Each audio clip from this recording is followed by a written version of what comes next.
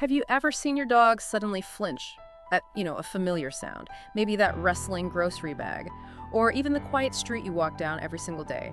And maybe in that moment, did you feel a similar tightness in your own chest? That invisible grip of fear when something safe suddenly feels, well, foreign. Today, we're embarking on a really unique deep dive. We're looking into dog behavior, fear, and curiosity. Our mission really is to explore a kind of revolutionary approach. It suggests healing isn't about control or correction, but it's about presence, understanding, and this profound connection between our own nervous systems and our dogs. All of our insights today are drawn from an incredible experiential audiobook and its companion workbooks. It's titled When the Bag Didn't Bite, Canine Fear to Wonder. And it offers a completely different lens on what our dogs are truly trying to tell us. Yeah, and this powerful resource, it was created by Lori J. Harris. She's the founder of Coaching Canine Companions. Her work truly reframes how we talk about, anxious or reactive dogs. It invites us into this space of deeper empathy and connection. So get ready to maybe rethink how you approach fear, both in your dog and perhaps even in yourself. This deep dive might just shift your entire understanding. Okay, so let's unpack this bold claim first. When the bag didn't bite suggests traditional training is broken. What does that actually mean for us and our dogs? Well, this approach, it posits that behaviors like, say, lunging or freezing or trembling, they aren't disobedience, not at all. Instead, they're your dog's bravest attempt to ask, can I be safe even here, even now? The book opens with this really profound idea that we didn't come to control our dogs, but because something invisible grips them, and it often grips us too. So the core insight here is that these fear behaviors, they're a desperate plea for safety. They're not a challenge to your authority. That's quite a shift. It's incredible how something simple, like you mentioned, a crinkling grocery bag, can suddenly become the source of intense fear. How does the book explain that? When the familiar turns foreign. Right, this phenomenon, when the familiar feels foreign, it's rooted in trauma science, specifically something called a loss of pattern recognition. Basically, when a nervous system experiences fear beyond its capacity to process, it can sort of misclassify neutrality as threat. Think of it like a computer glitch, maybe. A familiar file suddenly gets tagged as a virus. So for a dog like Aloha, that's the author's own dog, a crinkling grocery bag isn't just a sound anymore. It becomes a danger signal. And it's not because she's being dramatic, but because her internal map of safety has been fundamentally altered. It's disorientation, not disobedience. So this reactivity we see, it isn't stubbornness then. It's more like a fortress of the nervous system. What does neuroscience tell us about this kind of defensive posture? Yeah, exactly. The brain, it stores threat faster than joy. Primarily in the amygdala, that's like our brain's rapid response alarm system. Right. So this means a dog's body reacts before reasoning can even catch up.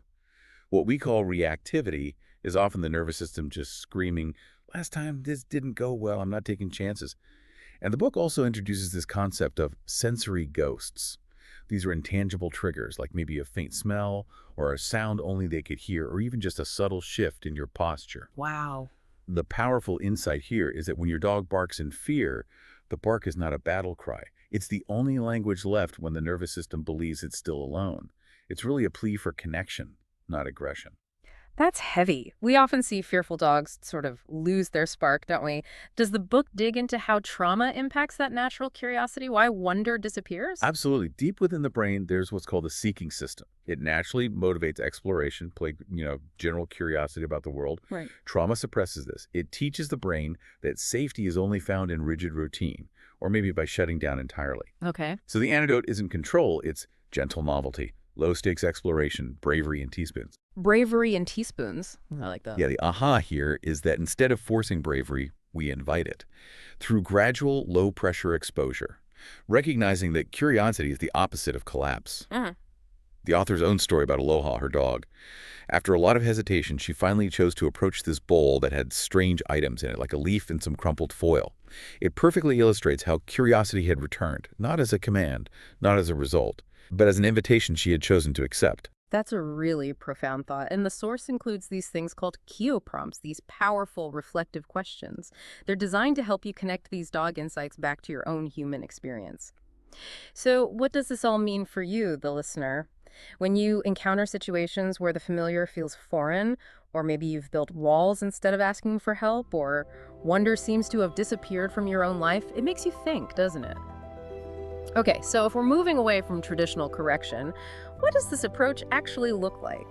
In practice, the core seems to be cultivating these tiny braveries through gentle, intentional rituals. Let's dig into the novelty bowl ritual.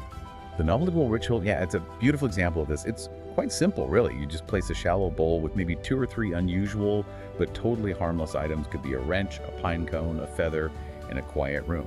Then you just sit nearby. You offer soft narration like you're safe, or you can be curious. Right, no pressure. Exactly. No commands, no pressure, just affirmation.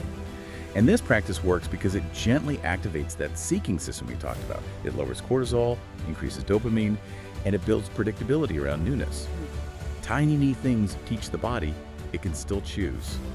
And the really profound takeaway here is that the ritual isn't what's inside the bowl, it's the way you wait beside it. Your patient presence is the key ingredient. That's really interesting. Okay, another fascinating practice mentioned is sitting with the strange. It sounds, well, counterintuitive. What does doing nothing actually accomplish when our dog is reactive or fearful? It does sound counterintuitive, doesn't it? Because our instinct is often to jump in to fix it. Yeah. But when we rush to intervene, what are we really communicating? Maybe that the situation is dangerous. Yeah, good point. So the practice of the 90-second watch log involves just stopping at a safe distance from some mild novelty. Maybe it's a new lawn ornament or something. You anchor yourself with soft posture, slow breath, and you say nothing for about 90 seconds. By letting our dogs just sit with the strange, without pressure, without praise even, we help activate their ventral vagal system. Okay, the all clear signal. Sort of, yeah. Allows for calm and curiosity. It offers their brains a new kind of memory. I was allowed to notice nothing bad happened. My human stayed. The author shares this story about Aloha freezing at a metal water bottle. The choice wasn't to intervene, but just to squat down and breathe. It's a powerful example of how doing nothing is neurologically everything. It shifts the dynamic from we must fix it to we can simply be with it. As the book says, we don't unscare our dogs, we unchain the silence. Wow.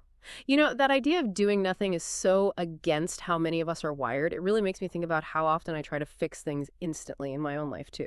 Yeah. So how do these tiny braveries build on each other? How does that lead to this concept of one new thing a day? Exactly. Yeah. It really asks us to trust the process and to trust our dog's own capacity to process things in a way we're not often taught.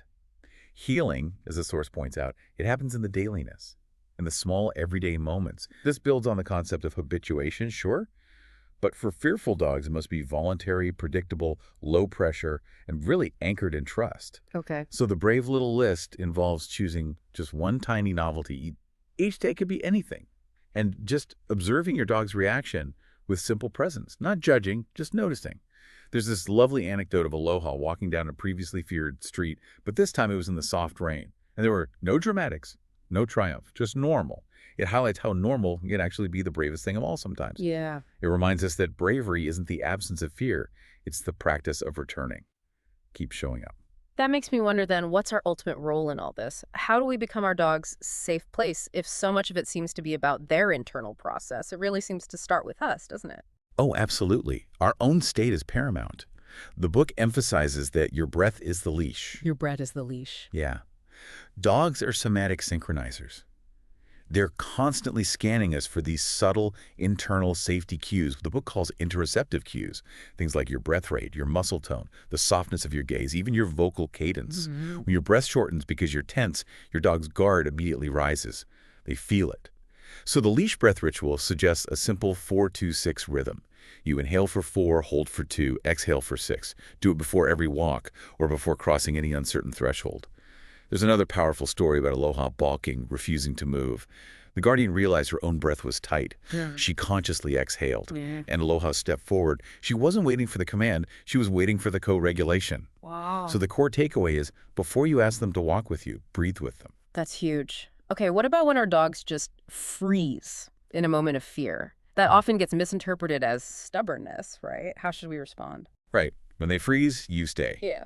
This chapter highlights that freeze is actually a parasympathetic override. It's a shutdown response called tonic immobility. Tonic immobility, okay. It's not disobedience. It's a deep survival response, like a play-dead mechanism the body uses when it's utterly overwhelmed. You can't train it away. You can only coexist with it until the nervous system decides to unfreeze itself.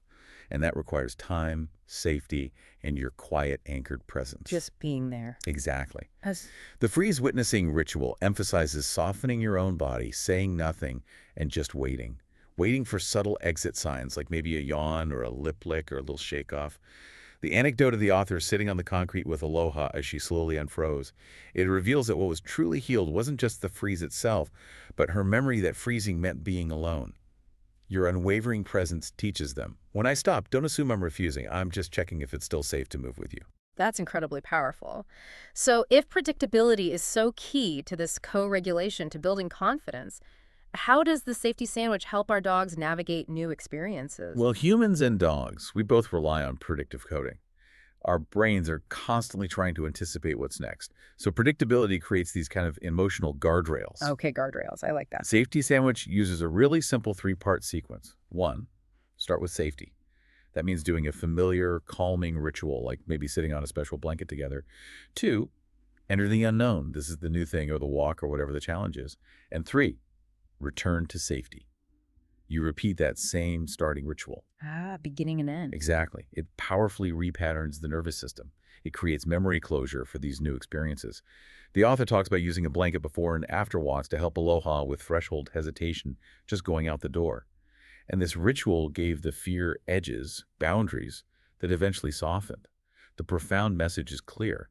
If you show me how it begins and promise me how it ends, I'll be brave enough to try the middle. It's really intriguing how these insights go beyond just, basic behavior.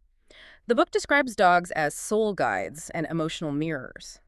Let's explore this idea of the field of wildflowers and why dogs often tremble at what the book calls thresholds. Right, thresholds, they're these transitional zones where the environment shifts. Yeah. Like stepping from carpet onto tile, or from a quiet room into a busy street, even just going through a doorway.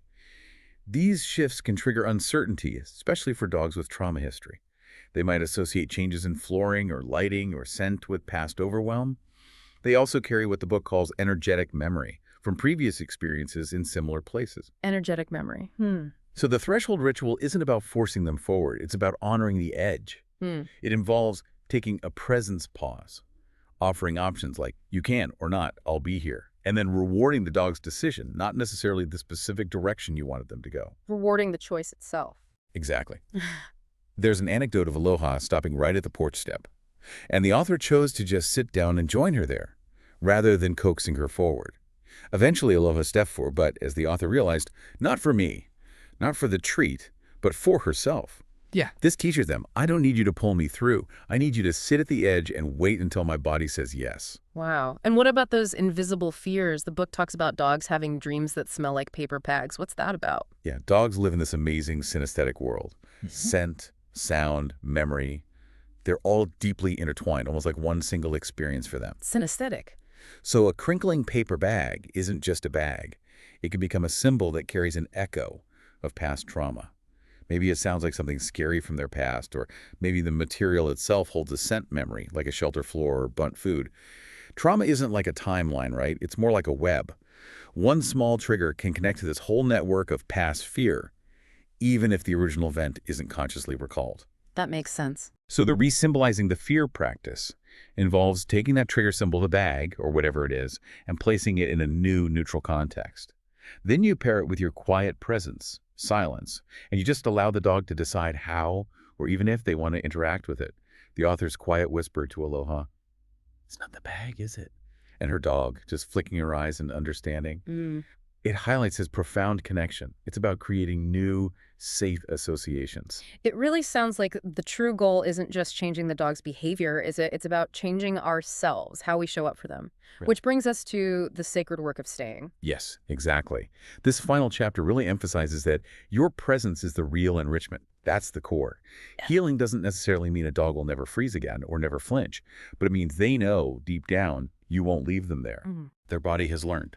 You wait, you breathe, you return. That consistency builds incredible trust. The final ritual, presence as offering, encourages something really simple. Just lie next to your dog for a quiet hour. No agenda, no phone, no tasks. And when you feel that urge to do something, to fix something, you simply stay.